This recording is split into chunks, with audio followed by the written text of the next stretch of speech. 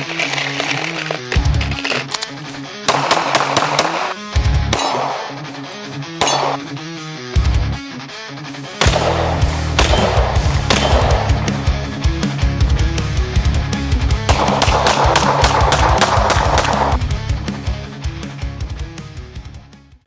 up, YouTube? So before we get into today's video, I just want to give a shout out to you guys. Our last video got like 18,000 views, I think it's at right now. And we just hit 500 subs, so that's huge. Road to 1,000, you know what I mean? Come on, we're gonna get there. So I'm pretty stoked about that. Also, for the Love of Glock t-shirt right here, this is the Glock 19 Gen 5 taken apart. Pretty sick. But yeah, so I appreciate you guys, and let's get into today's video. All right, so today's video is gonna be all about myths about pistols, right? So I hear these are the top ones that I hear every day. So these are the ones obviously I have to include, right? Because these are definitely the most popular ones, and hopefully you learned something. And if you already knew these, good for you. You're educated. So let's get into it. The first myth I hear all the time about pistols is short-barreled pistols are not accurate. How can you even believe that? That is just ludicrous, guys. Okay, let's break it down. Short-barreled pistol. This is my Glock 43X, and obviously it's got a short barrel, okay? Clearly, it's short, right? Most people think that short-barreled pistols are inaccurate because they don't know how to shoot them. I said it. They don't know how to shoot them, okay? Because, yeah, smaller-barreled pistols, subcompacts, compacts, are snappy, right? Every time you pull the trigger, there's a lot of recoil because they're small and they're compact and they're shooting the same round, for instance, that a 19 Gen 5 would be. So obviously, this gun is going to kick a lot more than this gun, right? Just because it's smaller. And people have a hard time controlling that extra recoil in a smaller gun, so in turn say that the gun's inaccurate, when actually you're inaccurate. You heard me. It's your fault. All right, so that doesn't matter. Next. All right, this next one is a real hot take. So you have to clean your gun after every range day. I hear that all the time. I hear people, even people that I shoot with and I go to the range with, they're like, oh, gotta clean it when I get home. Gotta clean it. No, you don't. You're actually doing more harm by doing that than not cleaning it, okay? Don't clean it every time. There's no need. It's completely useless, and you're hurting the firearm, actually. Most modern firearms are designed to withstand that extra buildup, all right? They're built for that.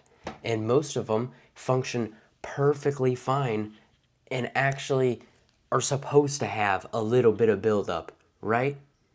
Most modern firearms, that's just how they're built, okay? You're not going to build a firearm, right? If you're a company, the Beretta, for instance, you're not going to make a firearm where you're like, yeah, these guys are going to have to clean this every time they shoot it, or this guy will not work right. No, that's not how things work. You have to be user-friendly. You can't make a product that has to be cleaned every single time it's shot, okay? Nobody does that. You do not have to clean it. Stop, okay?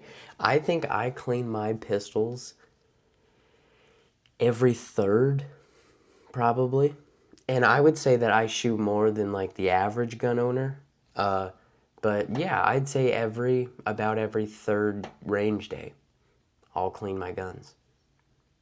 That's about it. And honestly, I think that's the perfect It's the perfect like time frame, right? And I've never had any problems, but I'm sure there's going to be some people in the comments saying that I definitely should be different, but that's what I do. I've never had any problems, and like I said, I'm not here to tell you what to do. It might seem like that, but yeah. So the next one we have is this one. I don't hear too often, but I've heard it just enough to incorporate it in this video because I thought it was so crazy. And it's red dots are not for beginner shooters. What does that even mean? It's a sight. It's like saying iron sights are not for beginners, man. You gotta just use the slide. Sorry. No, okay? It's all about the practice, right? It's building up and learning how to use it, okay? Obviously, every single person on this planet, the first time they ever owned a red dot and the first day using one, no, they didn't know how to use it. Nobody did, right? You learn. That's the case with everything. You just learn how to use it. Being an advanced shooter, okay, if I'm the most skilled iron sights shooter in the fucking world, right? But I've never even heard of a red dot, and you put it on my pistol, I am not gonna know how to perfectly like use that thing the very first time. Nobody would. It doesn't matter your experience level. That has no correlation to red dots at all. It can be your very first handgun and you put a red dot on there. Because guess what? You're gonna learn how to use it. Okay? Red dots are for beginners. They're for advanced shooters. They're for intermediate shooters. They're for everybody, okay? So take that. Okay, so the next one I hear a lot. I mostly hear this out of beginner shooters, and it's more recoil equals more power.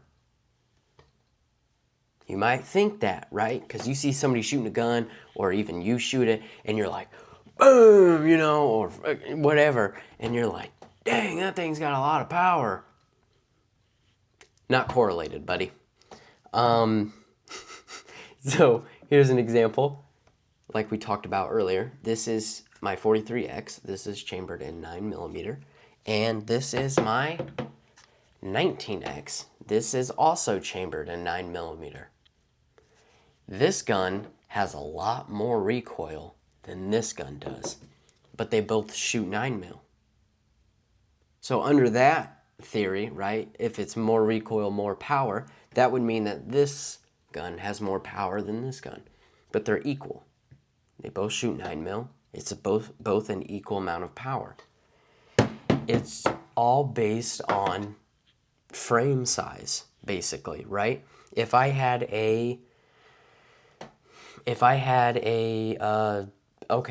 something that was chambered in 45, right? And it was a large frame pistol, a full-size frame, okay? That gun is still not going to kick as much as a subcompact 9mm. It's not, because the frame is longer, the gun is bigger, it handles recoil much better than a subcompact. So no, recoil does not equal power. Boom. Alright guys, so that's going to be it for today's video. I hope you learned something. I had a lot of fun. I'm ready for the hate. I know it's coming. If you have any myths that I missed or anything like that, drop them down in the comments and I'll take a look at them. And maybe I'll make a part 2 of this. It can be pistols. It can be, maybe we'll do like a shotgun myth or AR myth or something like that. You know what I mean? So, yeah, that's going to be it, guys.